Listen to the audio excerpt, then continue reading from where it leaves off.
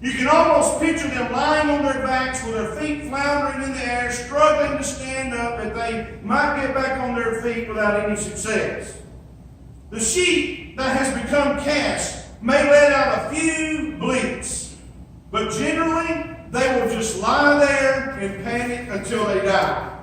So what are the reasons that a sheep might find themselves in a calf's position? Well, here's the reasons that this might happen. The first reason is because of frustration. See, the sheep are constantly on the move. They're constantly searching for water and food, and it's easy for them to become frustrated because they are on a constant search. See, a sheep can also become frustrated when they have done the same task for so long and become careless about the dangers around them. Okay? Where's Martin now? Use Martin for an example because he won't mind. He don't get his feelings hurt at me like y'all do. Okay? I mean, Martin, okay? Martin been doing music long time. Right? Long time, right? Martin been doing music a long time. Now, there's a danger for someone in Martin's position to get to the point where they're like, I ain't no sense in praying about this. There ain't no sense in working hard about this. I've been doing this so long that I'm just kind of on autopilot now. And you know what will happen? He'll get frustrated. There's danger for the preacher who quits studying the Word of God. I've heard preachers boast before and say, I don't need to study the Word of God. I've got years' worth of sermons in my file cabinet. I want you to hear me. Here's the heart of your preacher, all right? In my file cabinet, I've got most everything I've ever preached in the last 15 years I know filed away. But can I tell you this? I do not go and rely on what was done before. I realize that I'm reaching forward to what is ahead. Now you say, now preacher, you ever preached the same text before? Absolutely. But when you do, and you go back to that text, and here's what God does. He shows me things that I didn't see the last time. What happens to the preacher who loses his passion for the Word of God, who goes on autopilot? He gets frustrated. What happens to the Sunday school teacher who says, there's no sense in studying that quarterly. Only half of them's going to show up anyhow.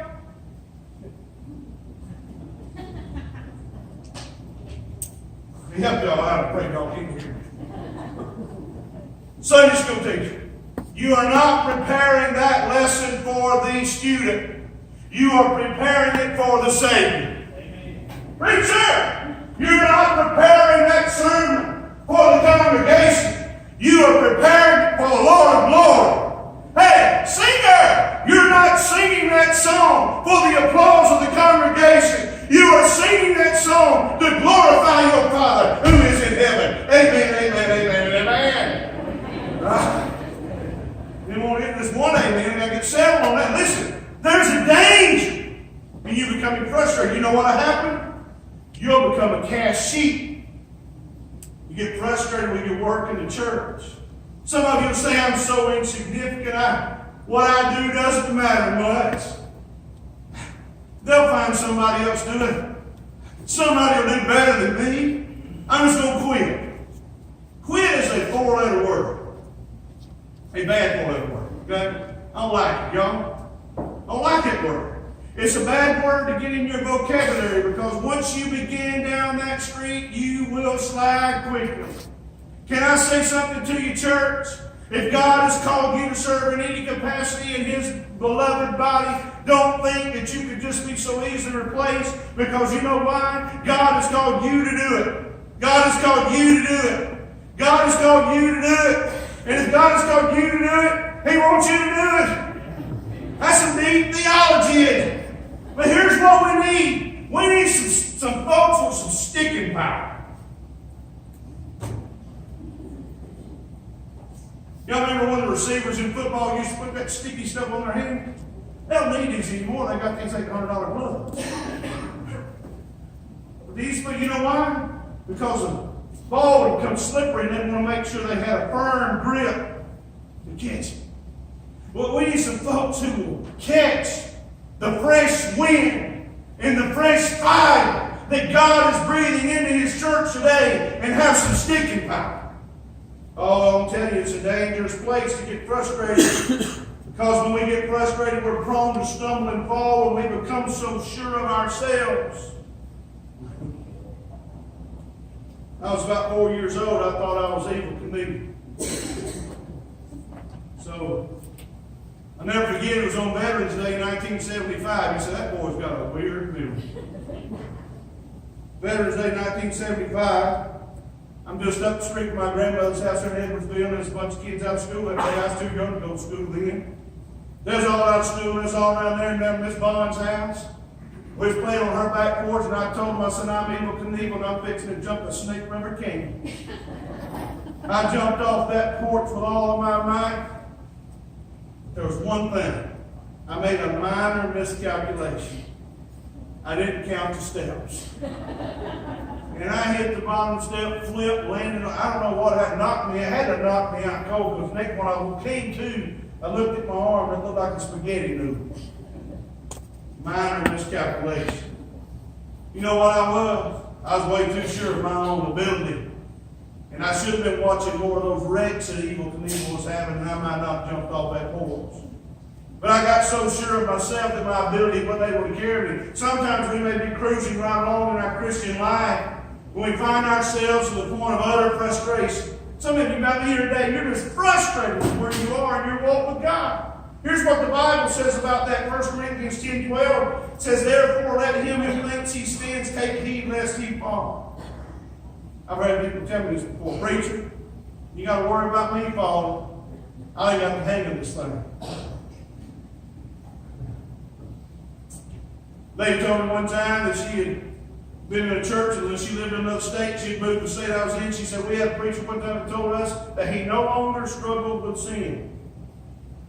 They said, what do you think he is? I said, ma'am, I don't know it, but it sounds like there's a Greek word for that. It's called liar.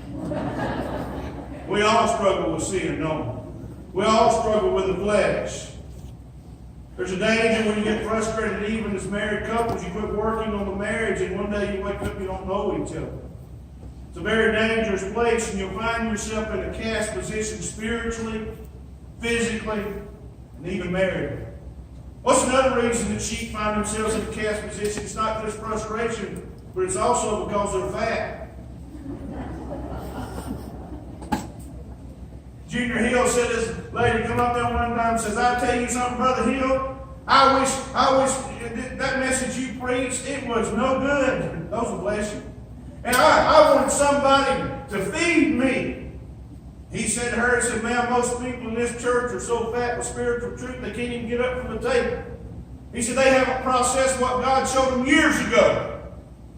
Sometimes as sheep we find ourselves too much spiritual fat hanging around. Some sheep are lazier than others. Instead of staying on task and following the shepherd's lead, they begin to look for a soft spot to lay down. I was up on them roof last week. I was looking for one of them. Amen. Whew, Lord God. They look for a place to lay down. And they want to make sure that they lay down in that place and they get real comfortable. And if that soft spot where they lay down is too soft, the sheep can get tilted to a point that it rolls on its back and it's too fat to get up. What's the application, preacher? Well, it's this. Many of God's people today are looking for a soft spot in the church. Just want to blend in with the crowd. I'll tell you something. God didn't call me to blend in. God called me to stand out. Can I tell you something? He called you to step up. Stand out for Him. He didn't call you to blend in. A lot of people are looking for a cozy corner on the pew, and many a place to do not disturb sign on their heart. Don't disturb me. And you found a comfortable place where you find no hardship, no need for spiritual endurance, and you find no need for the demand of spiritual discipline. You don't want this shepherd, your pastor, and you don't even want the good shepherd, the Lord Jesus Christ, to rattle your pew of comfort. But I want you to hear me today. If that's the kind of preacher you wanted, you lost. You missed out. Because I'm not the kind of preacher that's going to watch you lie in the soft spots and get lazy and get frustrated and quit on God. I'm going to mount this pulpit week after week, and I'm going to challenge your heart, the power of the Spirit of God, to get up from where you are and follow the Good Shepherd as He leads you into life eternal. Oh, listen to me, ladies and gentlemen. God has sent us here today to realize and tell you this. Here's what God has sent here today. He is serious about you following Him. He is serious about His relationship with you. And you cannot faithfully follow Him on the soft spots of the church pew. Being in this building does not make you a follower of Jesus Christ. And if you continue to disregard God and His Word and take an easy way out, here's what will happen. The Good Shepherd may well move you to a pasture where things aren't quite so common. You ever thought about that? He might get you slapped out of your comfort zone. And this move can be for your benefit and for His. Can I tell y'all something, to be very honest with you? I am more out of my comfort zone than I have been in my entire ministry. You say, Brent, you're at home, man. Homeboy. The only place where they call you one of their own. I mean, how could you be? I'll tell you why. Because the assignment that God has impressed upon my heart brings me to my knees when I realize how serious He is about wanting to shake this city with the gospel of Jesus Christ. And I tremble at the assignment. Why? Because He's holy. Hey, let me tell you this. I haven't got the hang of it. I haven't figured it out. I'm not on autopilot. We get cast when we get frustrated and we get spiritually fat. Here's another reason. Because of their fur. Sheep can also become cast because they have too thick of a wool coat. The fleece can become very long and matted with mud and manure and burrs and other debris, and the sheep can become literally weighed down in its own wool. See, in the Scriptures, wool depicts a selfish life in the Christian. Wool is an outward expression of an inner attitude. It's when a Christian asserts their own desires, hopes, and aspirations. It's when a Christian, through constant contact with the world, finds himself or herself clinging to the desire to simply accumulate things, possessions, and hold to worldly ideas which will begin to weigh them down. Say, preacher, what's the remedy for a cast sheep who's been weighed down with his spur and cannot fix himself? Here's the remedy. The shepherd has to shear the sheep. Got to shear it clean to ensure that the sheep would not lose its life due to having too heavy of a coat. If you've ever watched sheep being sheared, it's not a real pleasant process for the sheep, is it? It's pretty uncomfortable. But sometimes God has to break out the clippers to get the heavy fur off of us so that we won't be in a cast position and we won't be laid in those soft spots where we cannot be used for His glory. It's not a pretty process when they shear those sheep. Certainly not at all. Sheep don't enjoy it because it makes them uncomfortable, but it's also very hard work on the part of the shepherd. But even though it is uncomfortable, the sheep walks away without the fear of being cast down and being set free from that hot, heavy coat. Here's the application. Time to time, our shepherd has to shear us. Through constant contact with the world, here's what happens. We pick up the junk. We pick up the mud. We pick up the manure of this world. And when this begins to weigh us down, we have to submit to the unpleasant process of shearing. Let me ask you this. How long has it been since the shepherd sheared you down? How long has it been since He took away that which was weighing you down?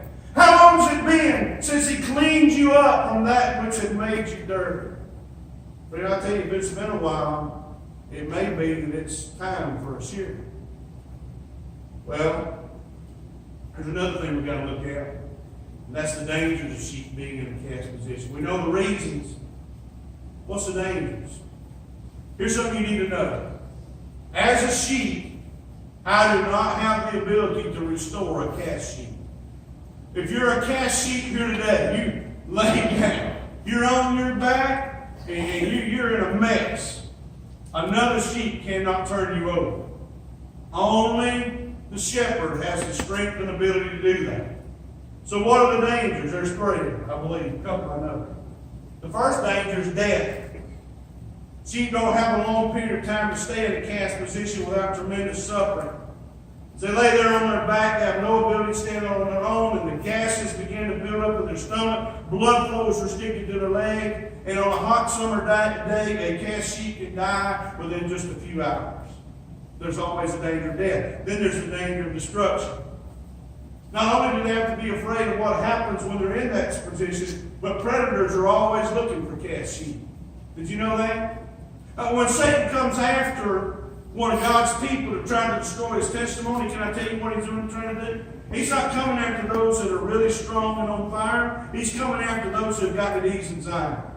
He's coming after those who have gotten real comfortable with where they are and are not being challenged to be where God wants them to be. See, within no time at all, wild animals and even buzzards begin to circle around cast sheep, and they prepare to destroy their flesh. See, many Christians today who are in this cast position do not even realize how dangerous of a situation they're in. Right now, spiritual predators are preparing for your demise, and they are looking for opportunities to attack you.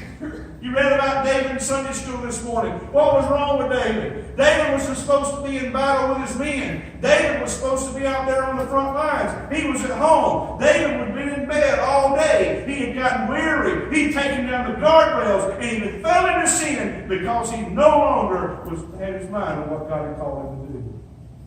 Notice with me the response of the shepherd of the cast sheep. This is worth the trip right here. This is worth the trip. First part of the response begins with the search. He is constantly counting and watching his flock. Here's what a shepherd is doing. He's counting and he's watching his flock. And when one of his sheep is unaccounted for, he knows that one of them is cast and needs to be back on his feet. When he begins to count those sheep and he realizes he's coming up short, he realizes, I've got to find out where that one is that's cast. He keeps a sharp eye out for his sheep because he knows the predators such as buzzards and vultures and dogs and coyotes and cougars, they're watching for a sheep to wander from the flock and become cast. You know why? Because a cast sheep can't fight back. But I want you to know over the years, I've witnessed many individuals and families who have drifted from the flock. And here's how it happens. They become unfaithful in their devotions. They become unfaithful in serving in the church. They become unfaithful in regular church attendance, and they often buy into the mindset that they can live just as good by not attending worship and Bible study as they can by attending. Sometimes they get their feelings hurt. They don't like something that goes on in the church, and they use that as an excuse to remove themselves from the local body. I want you to hear me. What they do not realize is that whenever you remove yourself from the influence of the gospel and you do not maintain any accountability between yourself and God as well as other Christians, you're setting yourself up for disaster. You will become like a cast sheep very soon, where the predators of this world will invade your life and they will bring great destruction to your home. Well, listen, Pastor, you don't understand. I'm not like all those people you've known before. I am a strong sheep. I've even had people tell me, preacher, I know the Bible better than you do. To which I might respond, maybe you do. The devil knows it pretty good too. The demons in hell, they know who Jesus is. They know the Bible, but they tremble. Amen? You may know better than I do. I'm not here to play Bible trivia with you, but listen to me. It does not matter how much of the Bible you know. The fact remains that Christians only believe as much of the Bible as they obey. Amen? So here's the great danger, and here's where it lies. Any good shepherd will tell you that it is often the healthiest and strongest sheep who are at the greatest risk of becoming cast and even a casualty. The Bible teaches us this, and I believe it's with all of my heart, and I heard it years ago. A wise preacher taught me that an unguarded strength is a double weakness. Wherever you are strong, wherever you are most gifted, if you don't guard it, it becomes a double weakness. Why would those who are the strongest be most susceptible to casualty? Here's why. They become overconfident in their ability. They do. Here's what they say. I've been a member of this church a long time.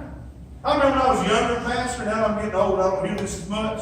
When I was a younger pastor, I'd have these mean old deacons sit around deacons' meetings, and they'd say, "What do you know? I got kids older than you." And I thought, yeah, but you're acting like those kids I got in my house. But anyway, I'm serious.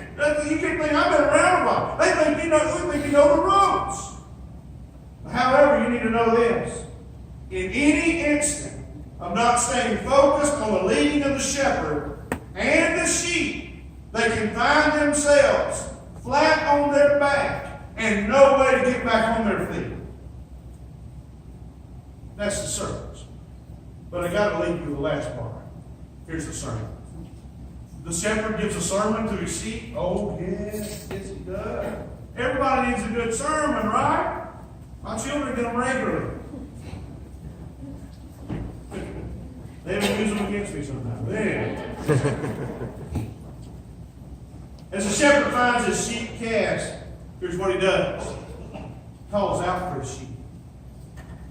And he calls out in hopes that he might hear just a faint bleat back from that sheep so that he can locate them. And use your sanctified imagination for a minute. Y'all got one of them? I do. Just imagine what's going on in the mind of that cast sheep as he hears a voice.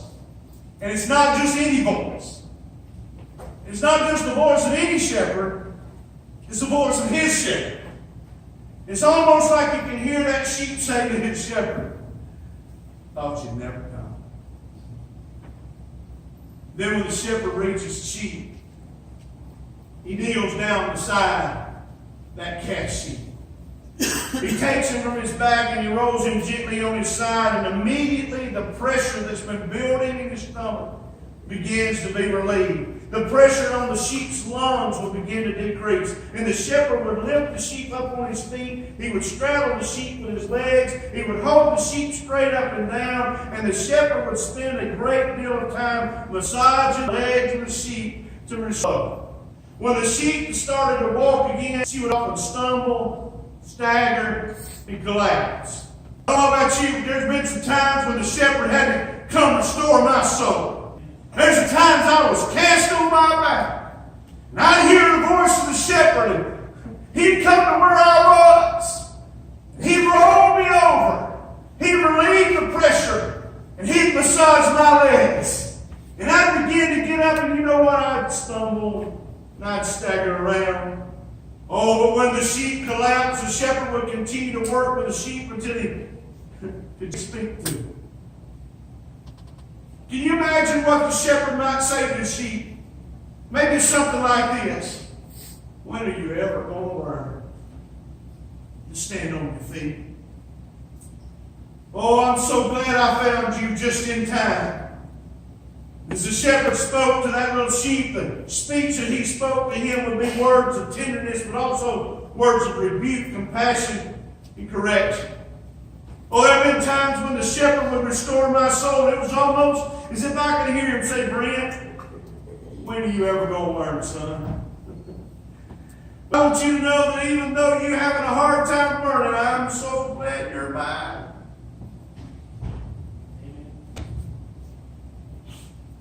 I'm so glad that you're my boy.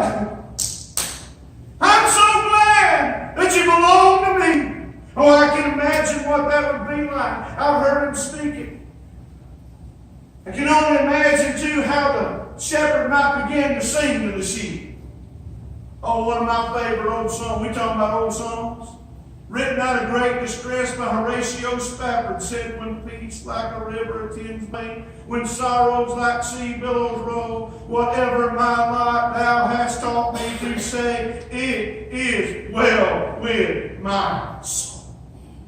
I can imagine that shepherd speaking to the sheep saying, "Oh, when are you going to learn? Oh, but I'm so glad you're mine. And here's the good news, it is with my soul."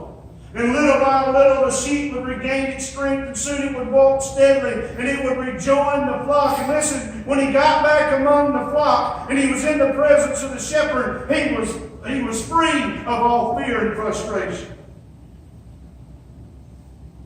Much like when the father of the what we call the prodigal son, saw his boy coming home. Everybody calls it the parable of the prodigal son, but it's really a whole lot more about the daddy than it is about the boy. When he saw him come home, he ran to him, he fell on him, he kissed his neck, he brought the fatted calf, he put shoes on his feet, a robe on his back, a ring on his finger, and they had a party because his son, who once was dead, is now alive. That's the way God is about you and I.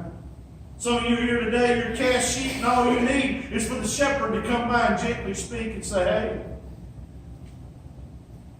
I'm here to help you. Let me get you back on your feet. Let me get you back among the flock. Sometimes we need to be restored. We don't know where to turn. But Jesus teaches us in His Word that He's the only way. Have you end with saying this?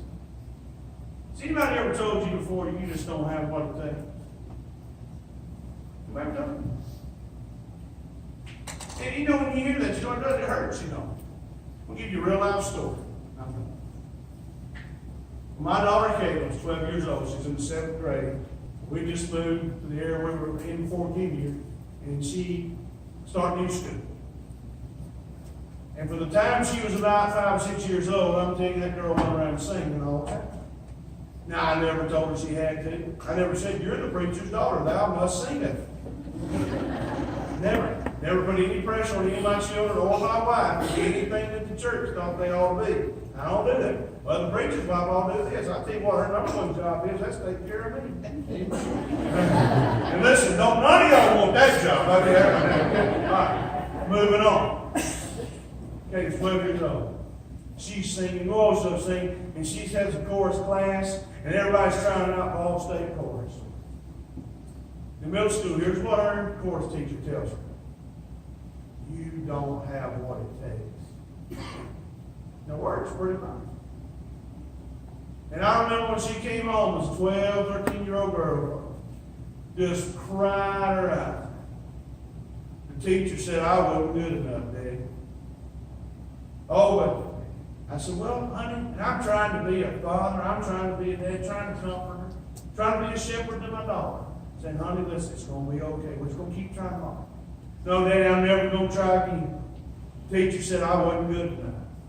You know, part of me wants to say, maybe I should speak with them, but I thought, no, because I'm not one of them parents that runs up to school every time they get on with my kid. Y'all all right? If my kid does something, that teacher has full authority to make them mine. If they need my assistance, I am ready and willing to assist the teacher, not my child. All right?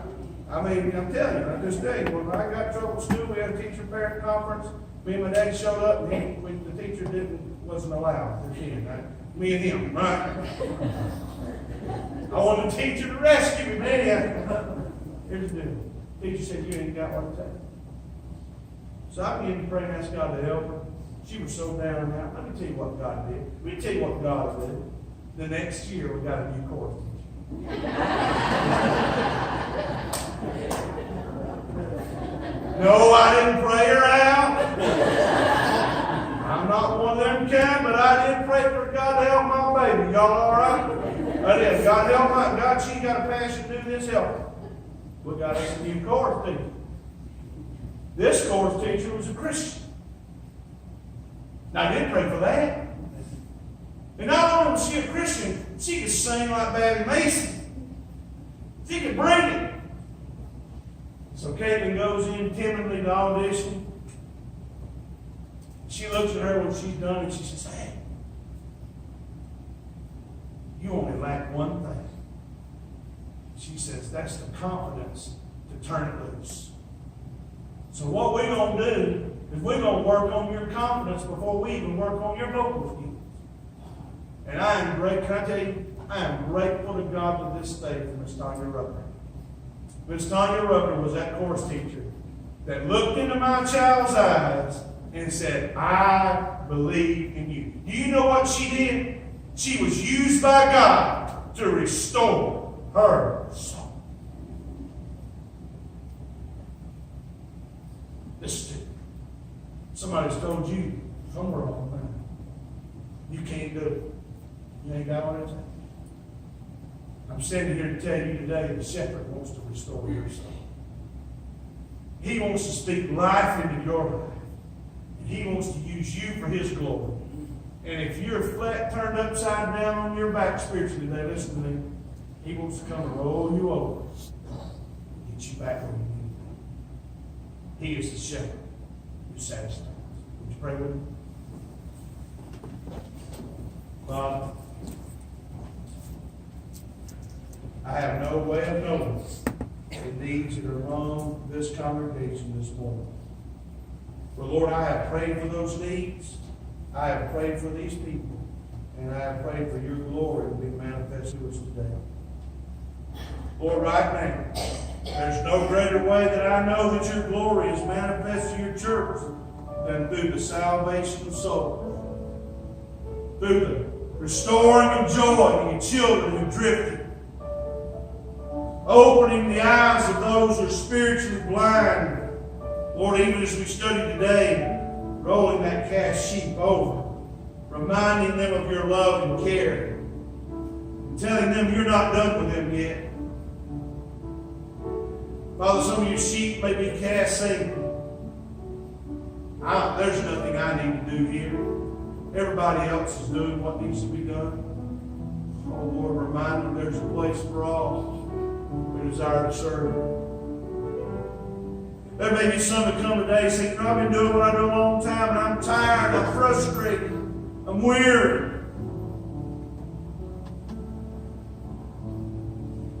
Oh God, would you just bring them into your loving care? God, would you speak into their soul, and would you tell them it is well? It is well. Father, would you save the lost right now?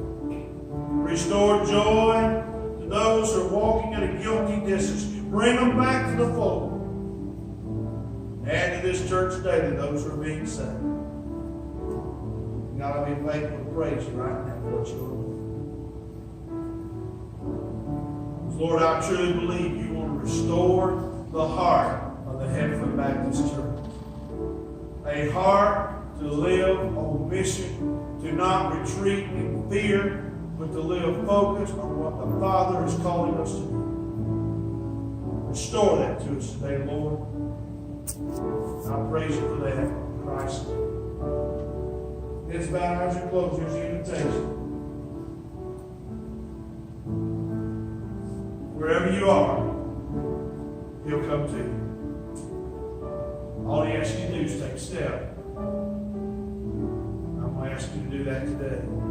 This invitation, if you've never trusted Christ and you don't know the Lord and Savior, and you're not sure you'd go to heaven when you die. If you have any doubt about that, I'd love to help you with it.